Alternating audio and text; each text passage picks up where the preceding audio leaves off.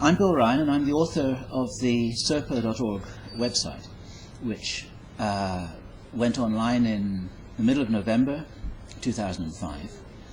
And one of the features of the website was a contact form in which I encouraged visitors to the website to contact me with any information, comments, thoughts, questions that they might want to have.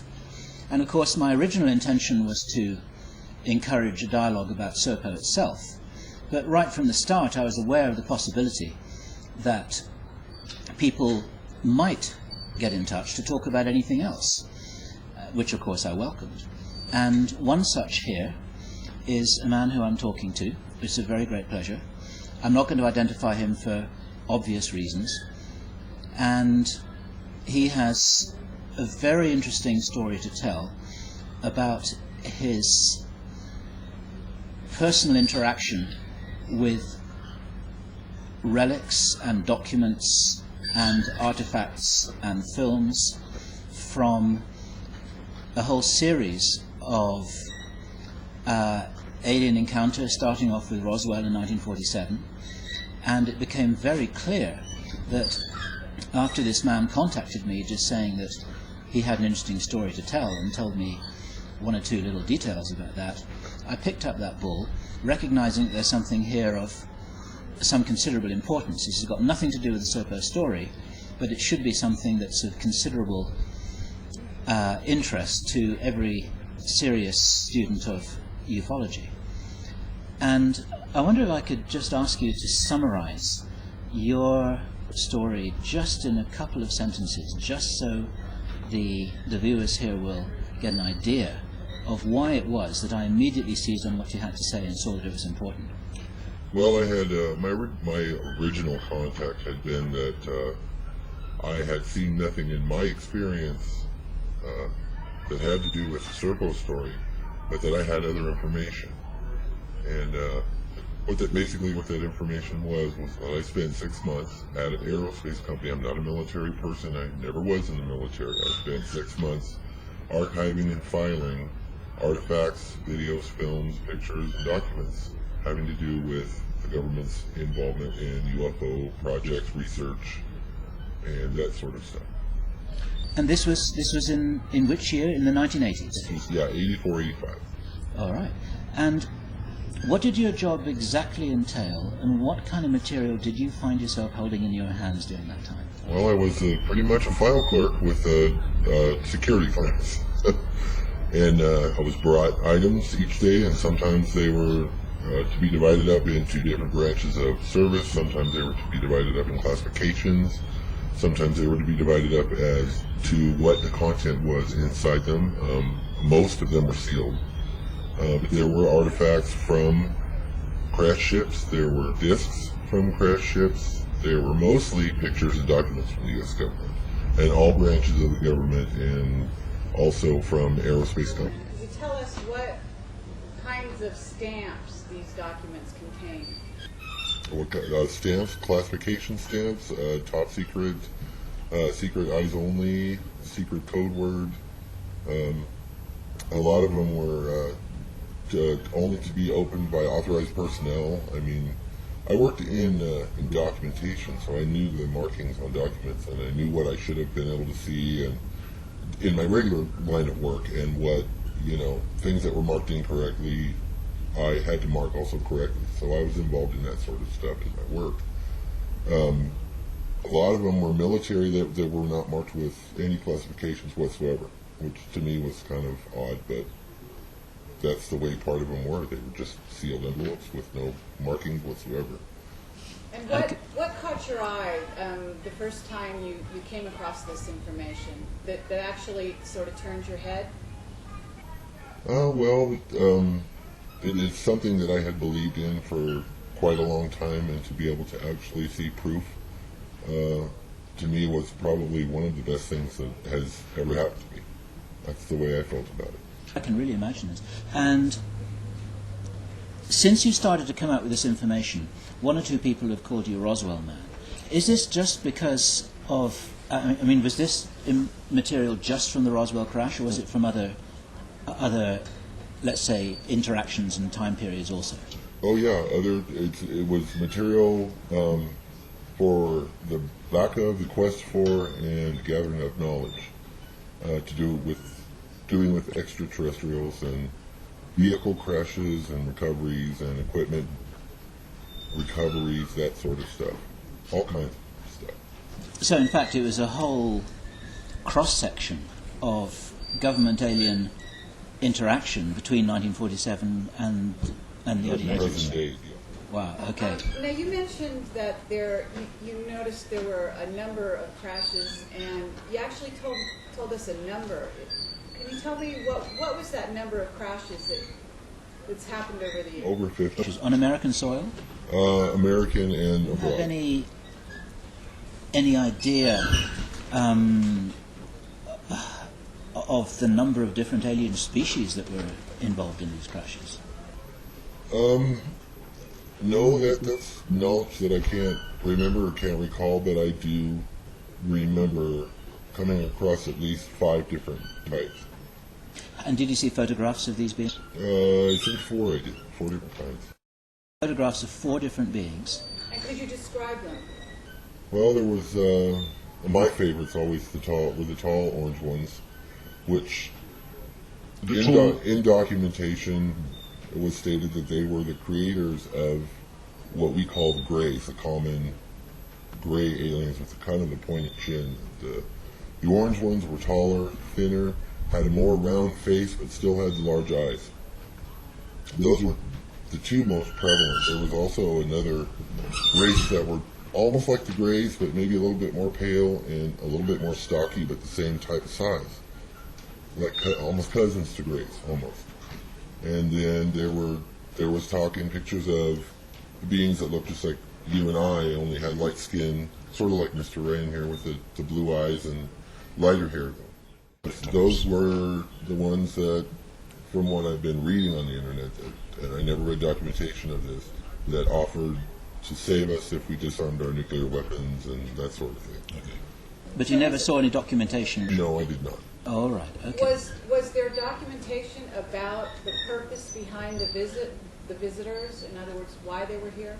Yes, there was. It was it had to do with them fearing our nuclear capabilities and both destroying ourselves and maybe other species out in space, because we were getting awful close to space travel at that time. And was this a hypothesis from the government, or was this something that you read in the documentation as something that was definitively known? This was definitively known through contact. Did they explain how they communicated? Most of it was telepathic. Telepathic? Yeah. Did they reference remote viewing, or how the humans were conducting that? Correct. In being to human telepathically, where they could sit there across like you and I are sitting, and I would just have to look at you and you'd know what I want, and we'd be communicating through our minds, that sort of stuff.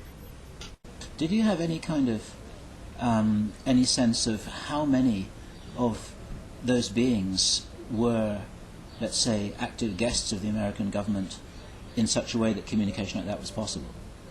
Was it just 1 or 2? 5 to 10, but as far as my knowledge, I think in my opinion, there was way more.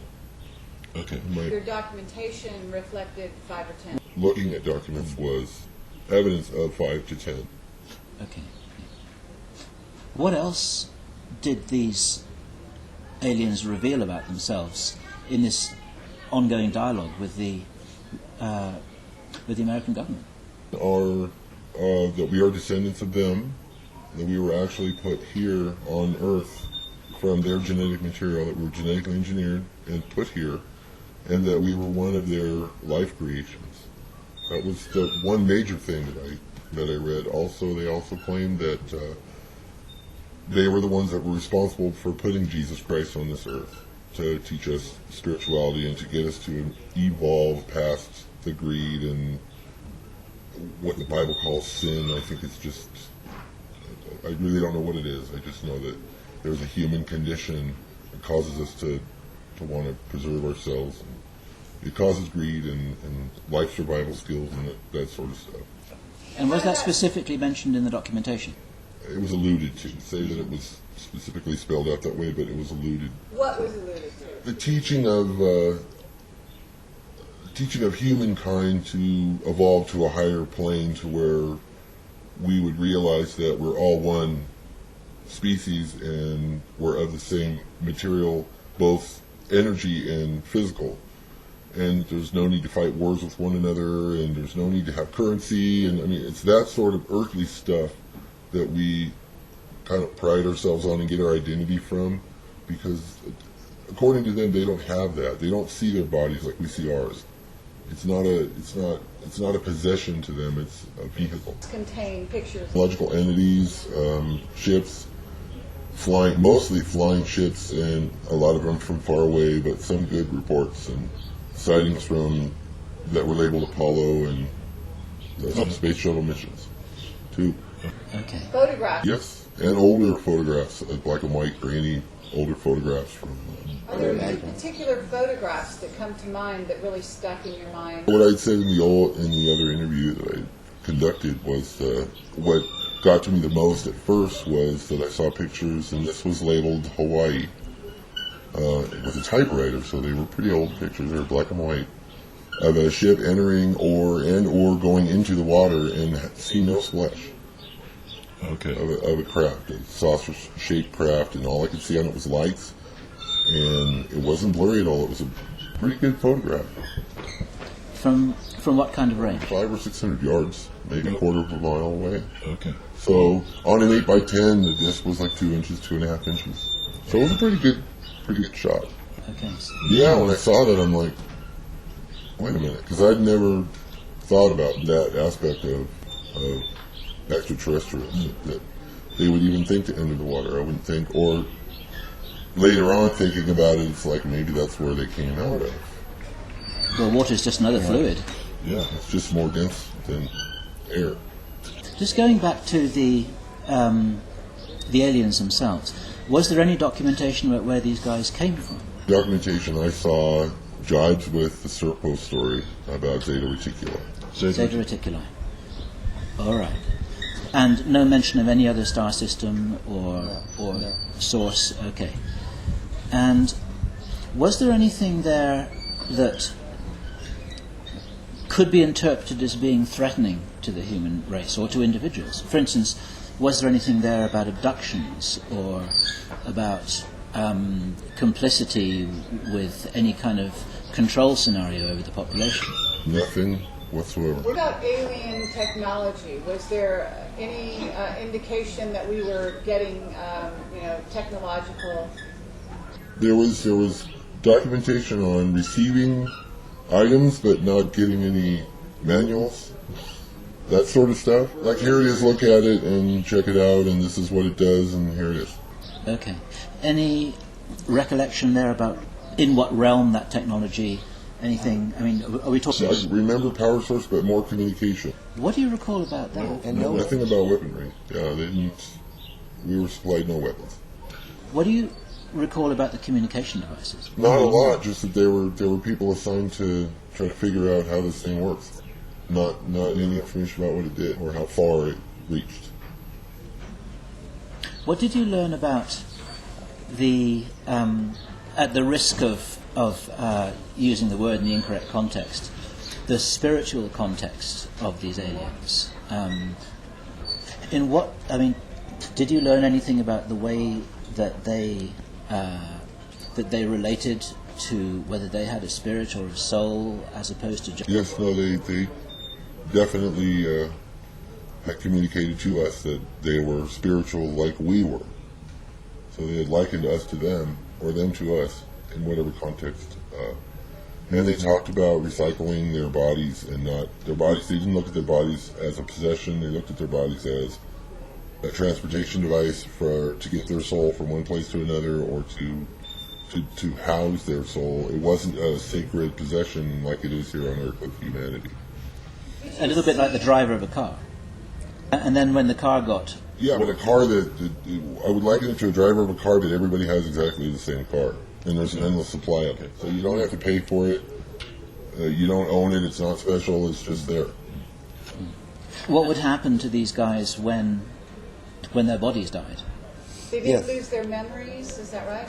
They didn't have death like we did. They did not forget. They knew before their body was going to die, and they just went ahead and got a new one, and their body pretty much was gone after they left. So, yeah. And it continued, and this was, for them, anywhere from 200 to 400 years. 200 to 400 years would be the duration of one lifetime for them. That's how it was worded, according to our representatives, yes. What about names of military or presidents at the time in the documentation? I remember reading Truman and Eisenhower, but no other names. My understanding is that Truman and Eisenhower did know. Well, I saw evidence that they did know. I think that most presidents, if not all, from then on, do know. I don't know how much access they've had, but I think they know. Was there anything that you read that at that time in the 1980s that pertained to what then was in the future? Oh, was coming? Yes. Talk about them. What was described as a mass landing in 2012 at the end of the year. At the end of 2012. A mass landing. And that was a date that you read in the documentation. And was that going to be something that the aliens were telling the Americans was going to happen, or was that something? Well, they were telling them that it was going to happen regardless of whether they wanted to or not. And was there a reason why they were choosing that year? For a long time, I just think there's a lot of civilizations that were on this planet, maybe still are, but some that were and are not anymore, that knew of that date and why it was so important. So there's a sense of an inevitable future. Yes. Rapidly approaching. Yes. This is documented. And, I mean, right now we're not very many years away from this. No, we're not. How does that make you think and feel, given the experiences that you have? Yeah.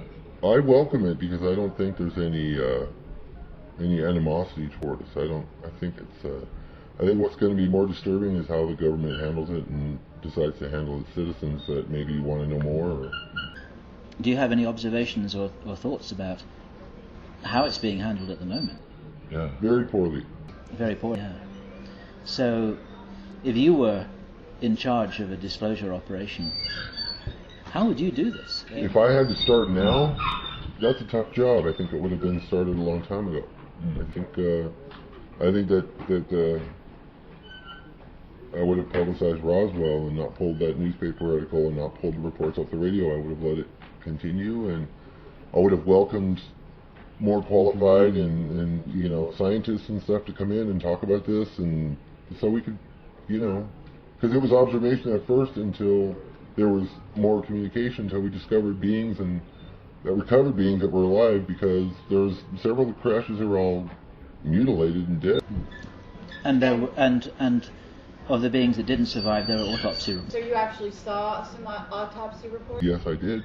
Do you remember what you read in those autopsy reports about their physiology and biology? Well, I remember reading about their blood being chlorophyll-based and them not ingesting as we do. They don't have stomachs, don't have waste material like we do. They don't have traditional human. They're like a cross between like a plant and an animal, and they gather their energy through absorbing minerals through their skin. And these light per photosynthesis. I'm just curious what your own personal experiences have been. Have you ever had any, let's say, visitations since you left the job, be they men in black and or alien visitations? Never ever seen a UFO in my life. I'm waiting. No sightings, no MIBs, no nothing. Well, I've never done any of this before, so conjured up in the last 2 or 3 months of talking with Mr. Ryan here. All right. Well, thank you very much for being so honest and coming forward so amazingly, forthrightly, and we hope to hear more from you. And this is a real service, so you're a brave man. Thank you. You're welcome.